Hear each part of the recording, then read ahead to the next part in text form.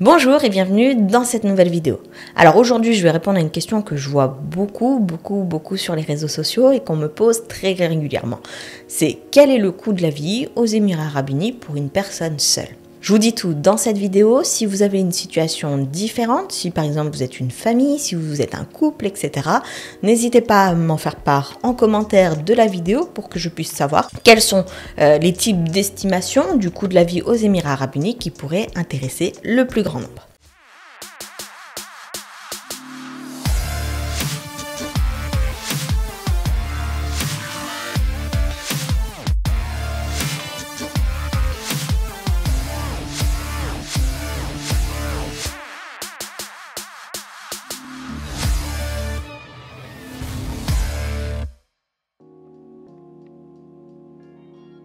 Avant de commencer cette vidéo, je tiens à préciser que les chiffres que je vais vous donner dépendent effectivement, forcément du style de vie que vous voulez mener aux Émirats Arabes Unis, de vos exigences, de ce dont vous êtes habitué, mais également vont dépendre du quartier que vous aurez choisi, si vous êtes employé ou employeur ou chef d'entreprise, si par exemple vous avez ou non des animaux. Ça peut être énormément de critères qui vont faire varier ces chiffres-là. L'idée également, c'est de ne pas vous donner les chiffres d'une vie faste ou d'une personne qui sortirait tous les soirs. C'est de vous donner les chiffres, on va dire, minimum auxquels vous pourriez vous attendre aux Émirats Arabes Unis si vous êtes une personne seule vivant ici sur place, pour que vous puissiez vivre correctement, que vous puissiez vivre à l'aise, confortablement et que vous n'ayez pas trop à compter. Donc ce que je vous donne là, c'est finalement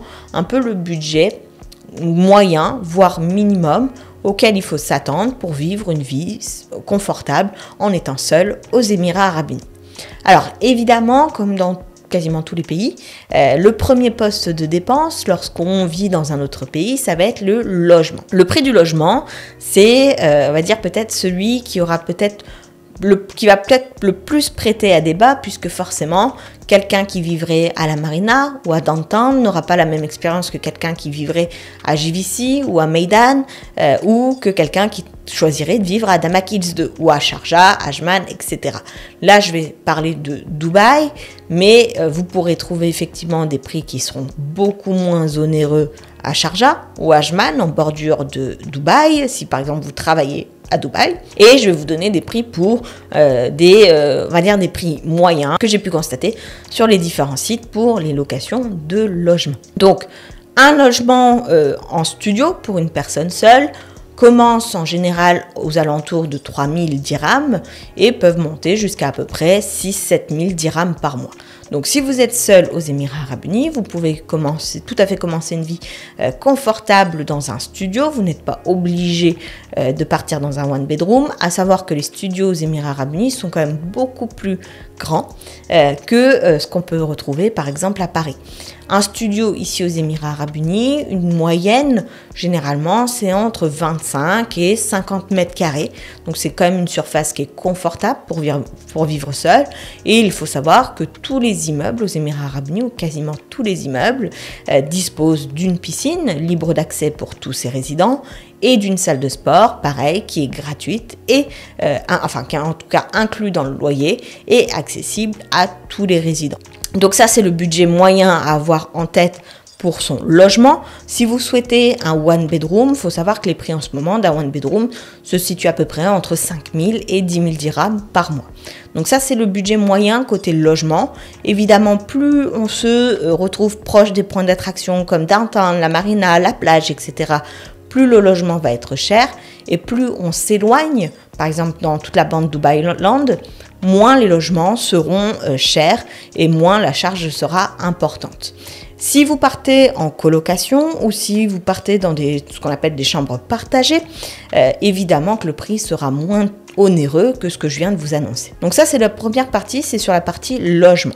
Le logement en lui-même, il y a quand même des charges à prévoir. Donc certains logements prévoient que l'électricité, l'eau, la climatisation soient incluses dans le loyer, mais ce n'est pas le cas le plus répandu. Donc il faudra quand même prévoir un montant pour l'eau, l'électricité, la climatisation. Et ce montant-là, généralement, pour une personne seule, vous pouvez l'estimer à peu près entre 250 et 550, 650 dirhams. À savoir, point important, pourquoi, par exemple, si vous regardez cette vidéo et que vous ne correspondez pas tout à fait aux chiffres annoncés, c'est qu'il faut savoir que dans la facture d'eau et d'électricité, 5% du montant annuel divisé par 12 sont inclus dans la facture pour payer ce qu'on appelle les taxes de municipalité, les taxes d'habitation, l'équivalent des taxes d'habitation. Et ces 5% du montant annuel du loyer, évidemment, dépendent du loyer que vous avez signé. Donc, plus votre logement coûtera cher, plus votre facture d'eau et d'électricité coûtera cher. Donc, si vous voulez démarrer, on va dire, petit, commencez avec un studio à un prix raisonnable pour que le prix de l'eau et de l'électricité le soit aussi. Ensuite, dans le logement, on va également comprendre le forfait Internet. Le forfait Internet aux Émirats Arabes Unis, tout ce qui est télécommunication, est généralement plus cher que ce qu'on va trouver en France. Un forfait Internet, on va dire en moyenne, c'est à peu près entre 300 et 600 dirhams par mois pour avoir Internet chez soi et ou éventuellement la télévision avec quelques chaînes, etc. Vous avez également un autre poste de dépense plus ponctuel qu'on appelle les JARI, qui est l'enregistrement de votre contrat de location dans les systèmes de l'administration. Et pour ça, il faut compter à peu près 200 dirhams par an de frais des JARI. Donc ça, c'est le premier poste de dépense, c'est le poste logement. Deuxième poste de dépense, ça va être les transports. Le poste de dépense transport dépend très largement de là où vous avez choisi de vivre. Si vous êtes très éloigné de tous les points d'attraction, ça veut dire que à chaque fois que vous aurez besoin, peut-être de rencontrer des amis, d'aller au restaurant, de vous rendre au travail, peut-être que le trajet sera plus long. Vous pouvez également décider de prendre un loyer un petit peu plus élevé, mais de pouvoir vous rendre peut-être en trottinette électrique au travail. Donc, ce poste de dépense-là va beaucoup varier d'une personne à une autre. En moyenne, dans ce qu'on trouve dans les chiffres sur Internet, une personne qui se déplace, qui ne vit pas trop loin de son travail, c'est-à-dire peut-être à maximum 30 minutes de son travail, va dépenser en moyenne entre 200 et 400 dirhams par mois en carte NOL. Donc la carte NOL, c'est la carte de transport public pour pouvoir prendre tout ce qui est métro, train. Ça permet également de prendre le taxi, mais évidemment, si vous prenez le taxi, vous en aurez pour bien plus que 300-400 dirhams par mois. Un trajet en taxi, pour vous donner un ordre d'idée, en général, alors pour les petits trajets de 10-15 minutes, vous en aurez peut-être pour 30 à 40 dirhams. Si vous commencez à faire des trajets de 20 à 30 minutes, c'est plutôt des forfaits entre 60 et 80 dirhams la course, auquel il faut s'attendre si vous prenez le taxi de manière régulière. Donc le fait de vivre à côté des points dont on a besoin, que ce soit un espace de coworking, que ce soit son lieu de travail, parfois quand on travaille de chez soi, que ce soit des points de récréation, comme tout ce qui pourrait être restaurant, club, ou là où vous avez l'habitude de sortir, par exemple la plage. Tout ça va quand même beaucoup influer le budget transport. Si vous choisissez par contre un véhicule, de prendre un véhicule, ça peut être en location ou à l'achat. Si c'est à l'achat, évidemment, ça dépend du type de véhicule que vous allez acheter. Si c'est en location, il faut compter à peu près entre 1000 et 3000 dirhams par mois de location de véhicule en fonction du type de véhicule que vous aurez choisi et de l'agence dans laquelle vous allez louer ce véhicule, auquel il faudra ajouter un budget entre 200 et 600 dirhams par mois d'essence en fonction pareil du type de trajet et du nombre de trajets que vous avez besoin de réaliser, et on va dire une assurance véhicule qui dépendra du prix du véhicule si vous l'avez acheté ou qui sera incluse dans le prix de location du véhicule. Vous pouvez faire une petite estimation autour de 200 à 500 dirhams par mois si on étale le prix de l'assurance véhicule au niveau mensuel. Troisième poste des dépenses qui peut être important, c'est le poste de dépenses alimentation. Si vous cuisinez chez vous, forcément, vous en aurez pour beaucoup moins cher. Pour les courses mensuelles, pour une personne seule, vous pouvez estimez cela à peu près entre, alors ça dépend de votre façon de consommer, mais 800 à 2000 dirhams par mois pour vos courses. Sachant que plus vous consommez local, moins vous payerez. Si vous vous orientez plus sur de la cuisine occidentale, comme les baguettes, le fromage, etc., là pour le coup, effectivement, vous allez être plutôt dans la tranche haute des dépenses en termes d'alimentation. À savoir qu'il existe aussi ce qu'on appelle des meal plans pour les gens qui n'auraient pas forcément le temps de cuisiner chez soi. Ce sont des services de restauration qui vont vous livrer par exemple matin, midi, soir ou midi, soir pour les plats dont vous aurez besoin, que vous pourrez choisir sur une liste. Et généralement, les meal plans, ça commence à partir de 800 à 2000, 3000 dirhams par mois en fonction du type de plat, du nombre de calories que vous allez demander dans les plats, en fonction du nombre de plats par jour, voire des snacks ou boissons que vous demanderez en plus dans ce meal plan. Pour ce qui est des restaurants, de manière générale, un restaurant peu cher, par exemple comme un fast-food, vous allez vous en tirer entre 10 et 30 dirhams par repas. Pour un restaurant plus abordable, moyenne gamme, en général, on est plutôt autour des 40 à 70 dirhams par personne. Et pour les restaurants plus haut de gamme aux Émirats Arabes Unis, on va être un peu plus de 300 dirhams par tête. Donc, on a de tous les prix en termes de restaurants. C'est aussi pour ça que c'est difficile d'évaluer la vie d'une personne aux Émirats Arabes Unis. Et puis, pour tout ce qui est, pour le coup, livraison de nourriture, comme sur Uber, donc Careem, Talabat, Noon, etc. Généralement, une commande pour une personne seule, ça va être autour des 20 à 40 dirhams pour la personne, livraison incluse.